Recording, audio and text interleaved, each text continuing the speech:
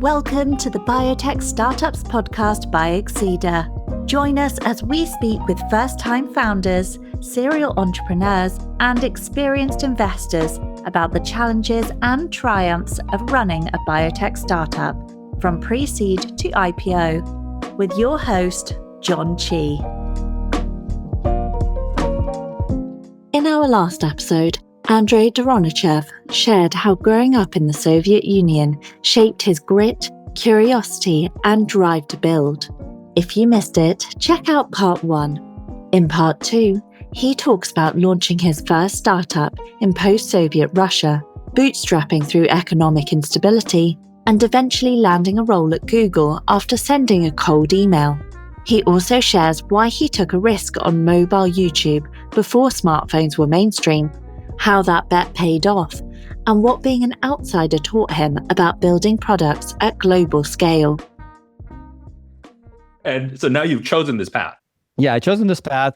By the end of the high school, I had a job. I was making more money than most of my teachers. I was working like nights, and that all came from the fact that my family was struggling financially. And so I was using this money. I was still like trying to get into a good school, and the best school in Russia at that time was Moscow State University. I knew that I needed tutoring and I needed to improve my knowledge to get in. So basically, I was working nights. I was making $200 a month, which was a ridiculous amount of money. My job was like a sysadmin at one of the car dealerships, where I would take care of all the network and all the servers and everything they had, all the computers and printers and everything. And I used $200 to pay for 4 sessions of tutoring, $50 a pop, like exactly what I needed for a month. So I would go to a tutor once a month, and I would work on preparing for my entry exams for Moscow State. And by the time it was the time to pass those exams, I was exhausted. I was, studying it during the day and then working all nights, sleeping for like 3-4 hours, and then like trying to prepare. Things you do when you're a teenager, you actually can do those things. I didn't have time to party and like all that, but instead I had a job.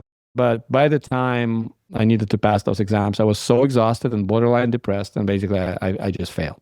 Was the biggest failure at that time for me that really, really shook me. Like, I thought of myself as a very smart person. I was always like one of the top students at my high school, which was one of the top high schools.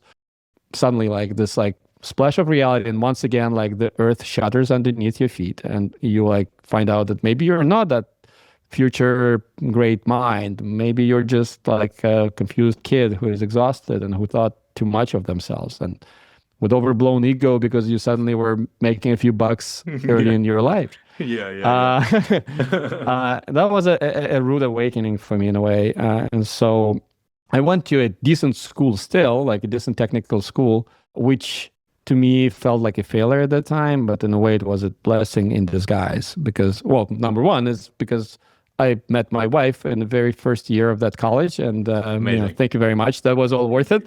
Yeah. But second is because, unlike with Moscow State, where I was committed to like go deep into academia and like really, really just drop off all of my business and work activities, just focus on academic studies. Instead, because I had way less respect to the institution to which I got, and I felt almost like this is not a really serious college, I kept working, and I kept my night job, and actually I found a new job, which really, really changed my life, because that was exactly when I got into early days of internet in Russia. I joined an ISP, one of a very few ISPs in Moscow, and that was a dream come true because it was, first of all, it was paying a lot, and second of all, I got into this group of like 30 people who were like actually running like T1 cables to international exchanges. They had like access to real internet with like whatever 10 megabit or whatever, some crazy by that at that time when everyone was dial-upping, right? Crazy amount of bandwidth and like all this complicated equipment and servers and routers and like all the cool stuff. And that was like dream come true because I would spend nights and weekends and all the time I could outside of school at this job, just learning like really, really forefront of programming and telco equipment setup and, just like really hardcore at that time, hardcore internet stuff. That's wild.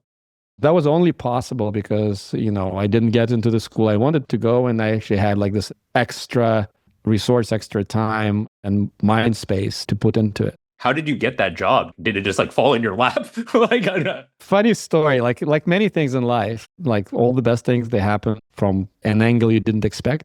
I met this girl. We were hanging out with my parents, with my mom actually, in this resort over summer. And I met this girl I really liked, and she was there also I was a teenager, she was a teenager. She was hanging out with her dad. And we met, we were like dancing, we were trying to basically like getting some romantic friendship going as young kids. And our parents were right there, we were like in the same resort all together. So they were hanging out and, we're like all hanging out. And I learned that her father is like a really cool scientist from one of those secret research institutions in Soviet Union who was like really deep into software and telecommunications early on. And now he's working for this super cool company that is providing internet. And internet was very new, but I had access to internet like a few years before that. Like I spent all this money on like buying a modem and actually finding a way to connect to internet. And there were very, very few people who could who even knew what internet was. And I could like set up a modem and I knew like how things worked. And as we started chatting with her dad, like very, very quickly, I lost interest in the girl, but gained so much interest in her father. We just like kept talking about things. Yeah. I was asking how things are set up at his work. And like, I was so curious about everything because for me, it was like almost getting access to this like magical world of the insides of the internet. Yeah. And as we were chatting, like basically we kept being friends for years after, and actually until now, we're still in touch. And so a couple of years later, so we met when I was 15. By the age of 17, as I, went to college, at some point of time, he was like, hey, we have a gig. Do you want to like come and help us set up like overnight, like evening internet customer support service? Basically, like people would call and you would help them fix their problems. I'm like, hell yeah. Yeah, of course. Yeah. And I didn't care how much they would pay. I just wanted to be part of that club. And so that's how I ended up there. That's very cool. And it sounds like it's the wild, wild west of the internet. Yes. Yes. Like, were you guys just all figuring it out on the fly, or did he just he's like, provide the guidance? Well, everyone was figuring out things on the fly at that time, right? So it's 1999. I mean, in the US, you had internet by that time, like in a more consumer adoption. In Russia, it was like 89 of the US, right? Where internet was like the very special thing for a very select few, basically research universities and some businesses and maybe like not even government, right? Like nobody knew what that was. Consumer internet didn't exist. And so that group of people who were setting up this ISP were mostly like really hardcore academics from like all sorts of like secret establishments of Soviet Union who came together and got some foreign investment to like set up one of the first internet service providers in Russia. And so as they were learning, like one guy, for example, on our team, he studied in the US and he worked for NASA for some time. And then he came to Russia to help like set those things up, right? Like, so it was a very, very special group of people with very, very special knowledge. And I was like their little sort of like kid who they adopted. Yeah. And at first they didn't take me serious at all, but because I was curious and I was like really eager to listen and do whatever they tell me to do. Over time, they all were super nice to me and like gave me different, like more interesting jobs. Like, okay, let you set up this server, or like, go like run a sniffer on this machine and figure out like what's wrong with the, network interface. And over time, like in my like 4 years there, I went from like being this guy who picks up the phone and goes like, okay, hello, what's wrong? Like, okay, let me help you set up your internet connection, to setting up equipment, to actually becoming the first software engineer of this team, and then over time like running the software engineering group that was building automation for all the billing and network traffic mediation stuff. That's amazing. And it goes to show that like if you show like genuine curiosity and a willingness to do anything and everything, people will feed that curiosity. Like, yeah.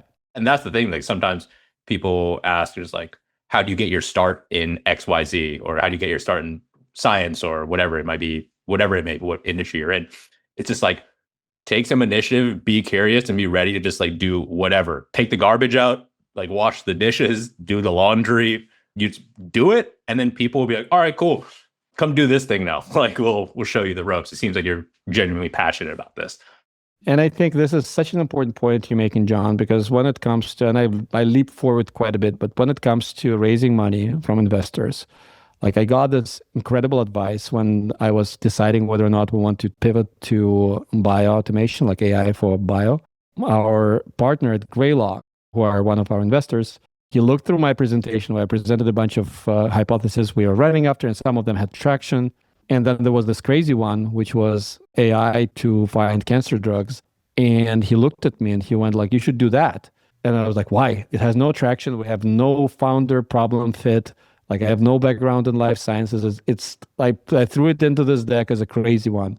He was like, because this is the one which makes your eyes light up. I can see real curiosity and passion about the problem space here. And that is what it takes for you to actually sustain like entrepreneurship journey. And so like, it's just a little episode that, I will talk about later, but I think, for everyone in the context of being passionate and curious about things and how it impacts your chances of succeeding, do not underestimate that. And yes, as you said, like taking notes in the meeting, taking out garbage cans and buying pizza for your team and all that stuff that CEOs do. Yeah. Not very glamorous things that CEOs do. They matter because these are the things that highlight to your team, to your investors, to your partners, whether or not you're serious into it. Yep. And people can smell it from a mile away when you're not. Exactly. Like if you're trying to pretend, you can't pretend that you're interested. Like it just doesn't happen. Can't fake it. It's just like, So now you've gotten, it sounds like an amazing experience on the frontier of the internet, setting that up. And you're still in school at this time, it sounds like. Did you continue to work? Yeah, I continued to work and study, and surprisingly, I was able to do both quite successfully. So my career was developing, and everyone got used to the fact that I come to work at like 4 p.m. and I work till midnight. And of course, like you're 18 or you're like 20, you can work like double shifts and you're not tired. You're like excited. I go study at college, at school, and then I go, it was in the same city, right? So it was very easy. I just like 2 metro stops away. I go to the office, 4 p.m., and I stay there like full shift, like basically full work day, 8 hours till midnight, sometimes till 1 a.m. Then I go home, fall asleep, wake up at 7, go back to school. Easy peasy. Yep, easy. Thinking about that right now, I'm just like, oh my God. Like, how? Yeah. How? Different age, different hormone level, like everything's different. Yeah, absolutely. So were you still at the telecom or the internet company, or were there other gigs that kind of were formative during that time for you? Well, no, it was the telco company. It got acquired by a bigger telco company, and like I kept growing I was very promising and unique talent at that time. Like I learned how to program in Java and set up I working with Oracle databases. So I acquired all those like special skills. And back then, I feel like there was an era in the world where specialists were very important. Like if you go all the way back, like Michelangelo and like all those like old Greek scientists, they all were generalists. They would like draw and they would like solve equations, and Newton would do like physics and then like invent calculus in his 20s, like on the side. Yeah. Like Renaissance people. Yeah, they were like doing all sorts of things and like somehow combining all those skills in one person. And those generalists were like the ones driving science forward. And then the further we went and the frontier of knowledge would be pushed out, that you cannot go wide. You have to specialize more and more in order to be successful. And so it was in computer science in a way, right? At first, even when I started programming, like people were doing everything. Like you just understand fundamentals of algorithms. You read Knut's 5 books. You understand like all those sorting algorithms and stuff and complexities. And then like you don't care which language or which particular CPU you're working on. Like you understand the fundamentals. But more you go, like in the industry developed, the more successful you become by knowing that specific piece of equipment or the specific like language or the specific database or the framework. And I also started playing this game and like getting a bunch of certificates and becoming kind of successful in this way. And that's when luckily like I got introduced to entrepreneurship. because as I said, like I realized that I wanted to be successful and I wanted to have freedom to do things I wanted to do. And so at some point in 2004, I got exposed to the first mobile phones that could run apps. And it was one of those old Nokia phones that my now wife, back then girlfriend, got as a birthday gift. And she showed me, she's like, hey, look, it says Java apps. Aren't you like a Java developer? Yeah. And when I found that out, it blew my mind. I was like, wait a minute. So I now possess the knowledge how to write in this language, and I can build a software for those like little phones that everyone will have in their pocket sooner or later.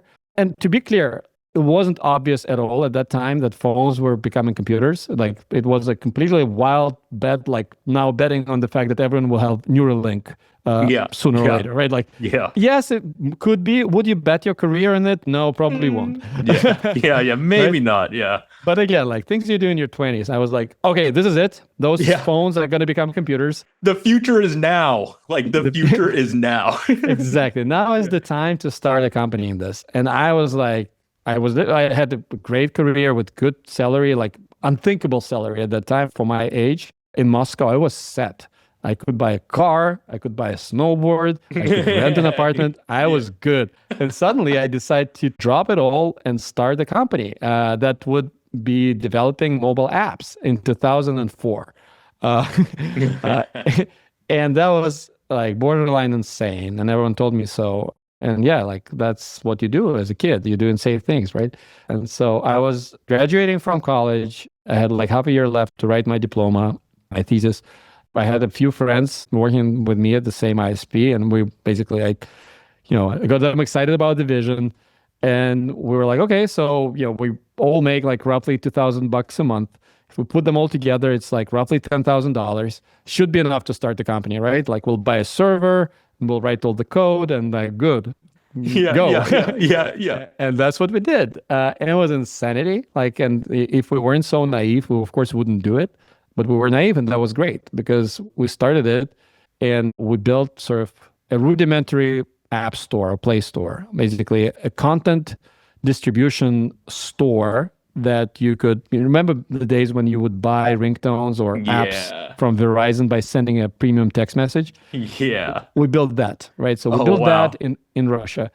And turned out, like, because nobody was doing those things, or like, if you had a phone that could run apps or play video, and you had, back then, GPRS or edge connection to the internet, there were very few places you could go to get anything meaningful. Like, what do you do with this phone and this connection? Mm-hmm. And suddenly, like, a company like ours became this, like, one of the very few islands of content distribution in otherwise completely empty sea of mobile internet. And this is where we got really lucky by being ignorant. So we, like, started this thing, and if you told me right now, hey, I'm a college student, I'm about to graduate, I have this job, but I want to drop off and I want to start a company that would build Neuralink apps. Like literally, you tell me that right now, and I tell you like, dude, extremely risky. Your chances of survival is like 0. Don't do this. Bad idea. Nobody was there to tell me that. Yeah. But then imagine like 2 years later, suddenly like you're one of a couple of apps providers for Neuralink. Yeah. And it blows up and becomes like a huge thing. So that's what happened to us. Like suddenly, because Russia didn't have money and didn't have cable infrastructure for like real internet, people didn't have money to buy computers. The market developed differently. For vast majority of people, computers was a luxury only available to select few, and computers with access to internet was even more luxurious. But a phone that you could use to connect to internet and download a video of Crazy Frog, boom, boom, boom, boom, boom, boom, boom, boom, that Crazy Frog. I forgot about Remember that one? Yes. I remember, yeah. So many people could get a phone that could play this video, and suddenly a provider like us could sell this video for like $5 a pop. You send a $5 premium text message, you get a link to download the video, you download the video, and you're happy, not only because you can see the Crazy Frog playing on your phone, but also that you can show it to all of your buddies around you. That became a thing. Like suddenly, like people with a phone became like those enlightened ones who have access to internet. Yeah. And we were providers feeding this insane like underground revolution. And I call it underground because for a long time, big companies did not realize this was happening. Like, Googles of this world looked at Russian market and they were like, okay, so there's like 1 million people with access to internet. It's a very small market. What we knew was that there are like 50 million more with access to mobile internet and nobody cares about them. Oh my God. So we got really lucky, but the company broke even at the end of the first month. It returned all the investments by the end of Q1. We made a first $1 million in revenue, which was like 50% margin by the end of the first year. We were 22. Average salary in Russia was like $300 a month. Good salary was $1,000 a month. By the end of the first year, I took home like $10,000 in a month, which positioned me in the world of like ultimate oligarchs. Yeah, in my head. Yeah. And best of all, we did it all by ourselves without any investments, without having to do anything unethical. Like those things I was worried about as a kid that like, oh, in order to make money, you have to be a crook. No, we were like doing good thing with our own like ideas and hands, coding this stuff and actually like making tons of money. Felt amazing. That's wild. And it really like, that's a huge luck when you have a taste of it. Like that's what success feels like when you feel proud of your work at the same time you're being compensated for it and then everything's growing and you're like in the right place at the right time. The only thing I can compare it to is like catching a great wave when you're surfing, right? It's like you were there where other surfers did not expect it to pop. You did everything right. You worked real hard. You paddled real hard. You timed your pop-up correctly. And now you're gliding, feel like flying, right? And it's that feeling. It's incredible.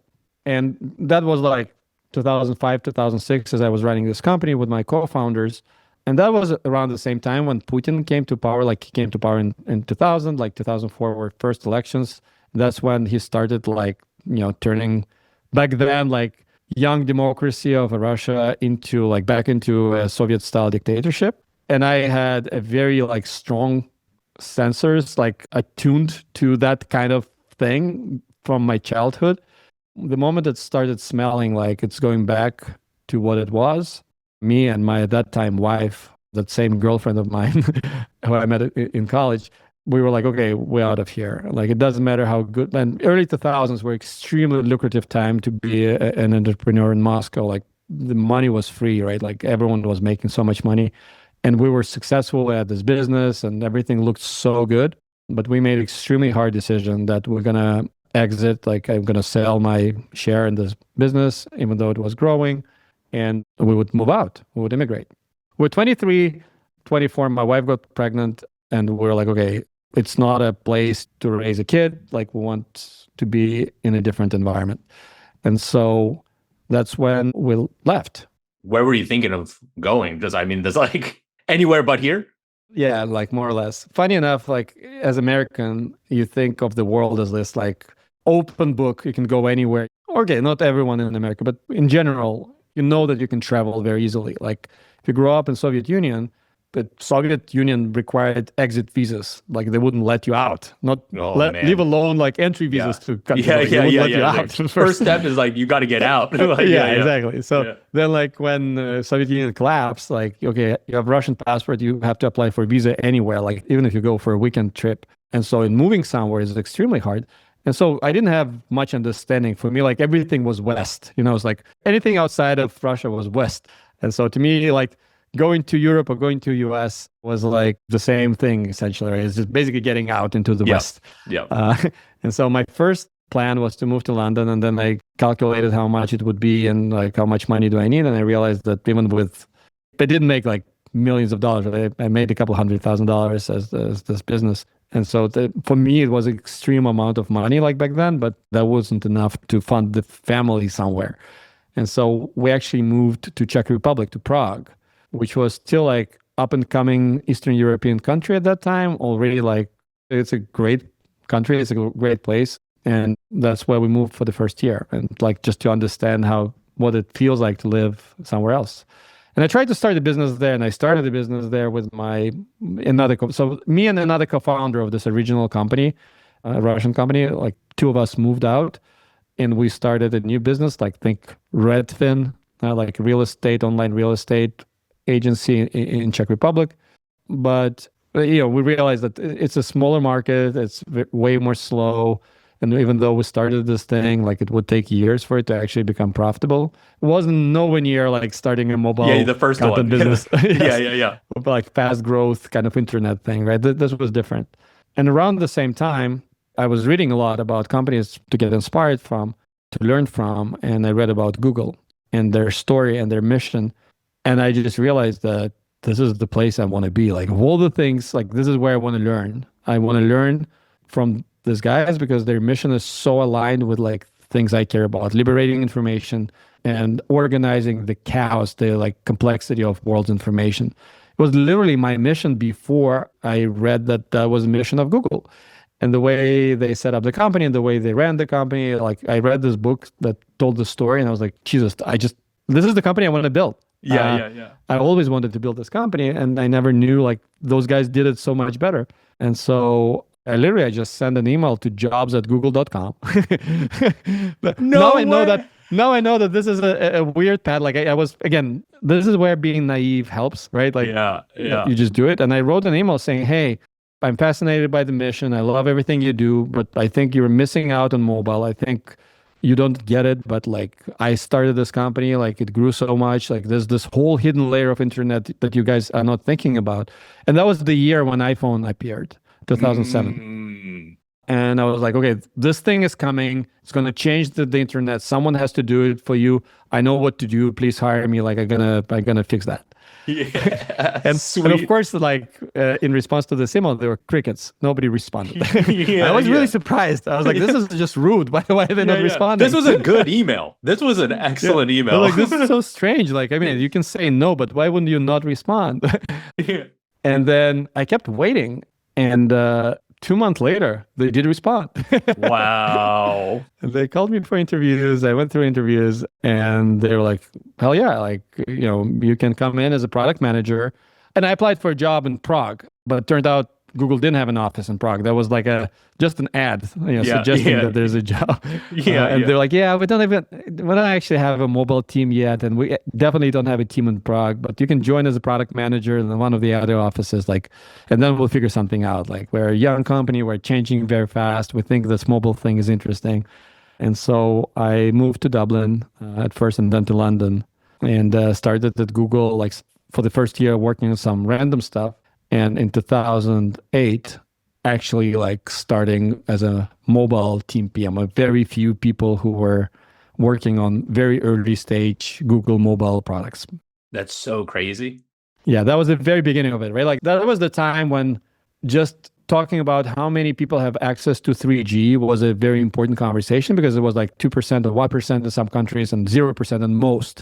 And we were like at the very beginning of it, where you already had devices that could like theoretically run a browser, but nobody knew what to do with them. Like the best use case was BlackBerry and sending emails. And I was there with all this like several years of experience of running this thing from scratch, really deeply understanding this industry and like very, very strong vision for how it should be. And that was another moment, like right place, right time. I knew what to do. And when I showed up on this team, my boss, Hugo Barra, who is a well-known person now in the industry, and he did a bunch of cool things. And I remember this meeting where like we had like 20 or so mobile product managers working on all the important projects, and basically all the important ones were taken, right? This is the PM for mobile search, and this is a PM for mobile Gmail, and blah, blah, blah. And we have a couple of products left. And like there's a good one that is Picasa, the photo managing app that Google used to have. And like you could take that and be the mobile PM for this and build a mobile app for Picasa. Or there's this horrible one that we just acquired called YouTube. They thought it was horrible? It's a money drain. It's likely to be shut down. It's this horrible website with tons of pirated content. I don't know why we did this. Like, this is stupid. But yeah, like obviously this is not a good idea because who will ever watch videos on the phone? The connection is too slow. The screen is too small. It just that's a no-go. I was like, hell yeah, I'm taking that. yeah, that one. I'll take that one, please. I'll take that one because I had this experience of selling videos like $5 a piece, right? Yeah. And I was just like, okay, this is the biggest body of content. potentially, like right now it's entertainment, but potentially it's everything. And it played so well to the two things that shaped me as a kid that we discussed. One, it's a complete chaos. Like it's this insane complexity of like really random kind of information that you have to organize one way or another to make sense out of it. And it's extremely hard problem. Like back then, it was before computer vision, right? It was like, we didn't know how to deal with video. And it's so heavy in terms of like how many megabytes each piece of content takes. It's not the text or email. And second, it's liberation of information. This idea that Rambos of this world can be just out there for everyone to stream. And more importantly, the fact that anyone can upload a video and share this story with the world. Like, so if you've been oppressed in a country like where I grew up in, like suddenly if anyone is offending you somewhere in the dark alley, you can record it on your phone and immediately the whole world will see it. And that like just blew my mind. I was so fascinated by this idea. So I gambled my whole career on this like dying product. And it was a dying product. Like, in 2009, half a year after I took this job, so recession hit in 2008, early 2009, Eric Schmidt gave this interview, and I'm watching this interview with my wife and like my 1 or 2 year old kid at that time. And he's saying, yes, recession, we have to tighten the belts. Like we're going to adjust a bunch of things and cut a bunch of expenses. And silly experiments like buying YouTube will not happen again. Like we spent $1 billion on this thing. Like that was, so YouTube itself was put under very strong pressure by Google saying, hey, either you figure out how to make money or we shut you down. And the whole team basically just focused on figuring out monetization and ads. And so I joined like with the promise of like, I'll have a few engineers to work on mobile apps for YouTube. And we like first app we launched was the app for Nokia phones, and then for like BlackBerry and then Android and then iPhone. And so those apps were built by a few engineers that I was promised as a budget, like as my team to work on. And so like half a year into my job, I learned that like we got deprioritized and all my engineers are being taken back. Oh no. Yeah. And so basically like my boss was like, okay, like drop this project. Like YouTube clearly doesn't want it. It's not a priority. Building those apps is not a thing for them. Like, don't do this. And I just managed, I just refused to stop. And I managed to find someone who thought the same way, like an engineering manager in Tokyo office. Because in Japan, mobile internet adoption was way earlier. She was so excited about our mobile apps. And when she learned that we were shutting them down, she just wouldn't take it. And she said, hey, I will dedicate some local engineers for you, but you would have to fly from I was based in London, fly from London to Tokyo to manage this team remotely. But I can give you some budget. And that's how we salvaged the whole thing. Like the only reason mobile, I believe that YouTube is successful because it had a mobile app, unlike Picasso, for which we didn't build a mobile app. And it went away, right? So at a certain moment in 2010, the world changed, and basically if you were a website with no mobile, you were done. And Facebook was like taking over mobile real fast. They did a really good job. And so like Picasso died, for that reason. Was that during the Instagram, like when Of Facebook course. was like, they're like, all right, we're doing it. We're in. Mobile first. They really committed to it. Google was slower. And like I was one of those people at Google who were really like pushing for like, we have to invest in mobile. And so, anyway, so we saved this project. We launched the mobile website, and then we launched like all these apps, and then, it started growing. And then, at some point it was like 1% of total YouTube views came from like our apps, and then like 5%, and then 10. And once I told my team, I was like, hey, at some point there's going to be over 50%. So at some point YouTube will stop being a website and it will become an app. And we all laughed because it sounded so unrealistic. And my tech lead said, well, when it happens, you take us all to Hawaii, right? I'm like, sure. Sure enough, in 2014, he came to me and he was like, so how are we going to Hawaii? Exactly. Yeah. That's amazing. That's all for this episode of the Biotech Startups podcast featuring Andrey Doronichev, founder and CEO at OPTIC. Join us next time for part 3 of our 4-part series, where we'll hear what Andrey's experience was like leading YouTube's mobile expansion. He'll also share what that experience taught him about leadership, product culture, and the power of individual conviction inside massive organizations. If you're enjoying the series, be sure to subscribe, leave a review, and share it with a friend. Thanks for listening. The Biotech Startups podcast is produced by Exceeder. Don't want to miss an episode? Search for the Biotech Startups podcast wherever you get your podcasts and click subscribe. Exceeder provides research labs with equipment leases on founder-friendly terms to support paths to exceptional outcomes. To learn more, visit our website www.exceeder.com. On behalf of the team here at Exceeder, thanks for listening. The Biotech Startups podcast provides general insights into the life science sector through the experiences of its guests. The use of information on this podcast or materials linked from the podcast is at the user's own risk. The views expressed by the participants are their own and are not the views of Exceeder or sponsors. No reference to any product, service, or company in the podcast is an endorsement by Exceeder or its guests.